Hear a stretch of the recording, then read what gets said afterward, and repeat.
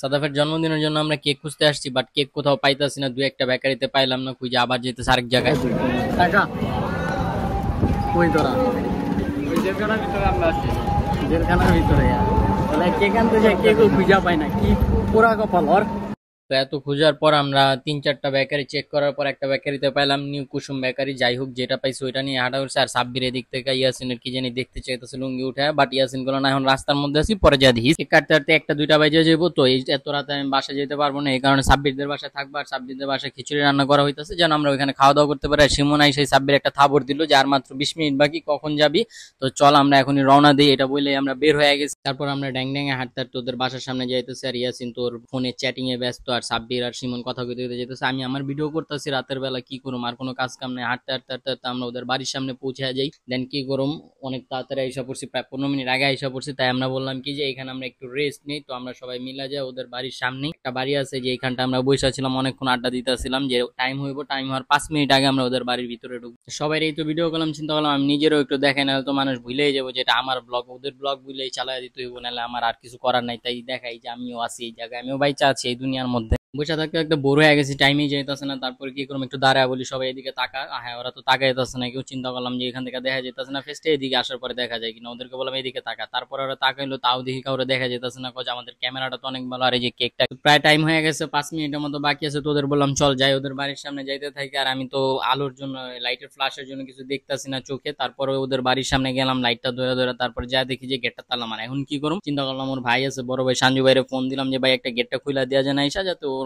টের না পায় যেন আপনি গেট খুলতে আসছেন বা আমরা বাসায় ঢুকতেছি, এরকম কোনো কিছু যেন আলাপ না পাই। একটু আস্তের উপরে গেটটা খুলে দেওয়া যান, আমরা ভিতরে ঢুকি করে। আসসালামু আলাইকুম।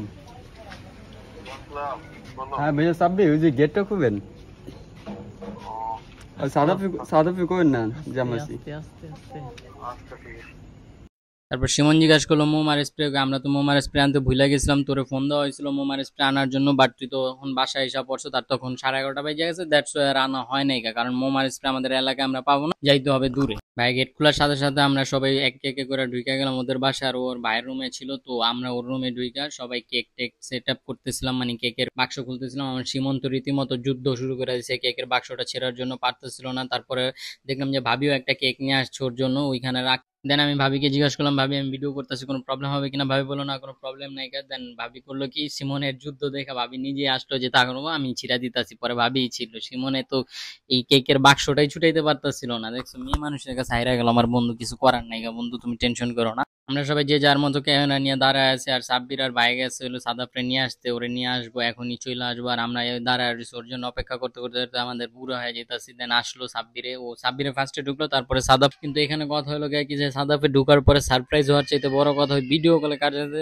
কথা কইতেছে, ভিডিও কল কাটেই না। পরে গেছে মাথাটা গরম হয়ে, আমি বললাম যে ভিডিও কলটা কাট, কাইটা তুই দেখ, একটু সারপ্রাইজ হয়, একটু ই কর, ওয়াও ওয়াও ওয়াও সাব্বিরের মতো কর ফোনটা কাইটা। দেন ও একটু এক্সপ্রেশন দিল আমাদেরকে যে ওয়াও, মানে এক্সপ্রেশনটা দিব যে ওয়াও, অবাক হয়ে গেছে। তার মধ্যে একটু শাহরুখ খান ভাই, ভাই সুন্দর মানুষ তো ভাই, একটু শাহরুখ খান বাবাই ওর প্রতি সবাই ক্রাশ খায়। কোনো মাইয়া মুইয়া দেখা ক্রাশ টাশ খায় না। আর ওই আইসি মনে করেন আসার পরে কয়, আমার আগে জানাইলা না কে লেগে, আমি একটু সাজ্জা গুজা রেডিমেড হয়ে যায়। মানে ভাই তাহলে কি সারপ্রাইজটা থাকে, তোরা তো আমরা সারপ্রাইজ দিছি, তুই এটা বুঝোস না? যেমন ভাবির তো তুমি তো আমার একটু জানাইবা যে ওরা আইবো বা তোমরা কেক কাটবা, ভাই কিল্লিগা তোরা কইবো, তাহলে আমরা সারপ্রাইজটা দেওয়ার মানিটা কি হলো? তুই এটা আমার বুঝা। যাই হোক, এখন একটু যাইবো যে চুল টুল আসরে বাসরে, তারপরে এক একটা কাটবো।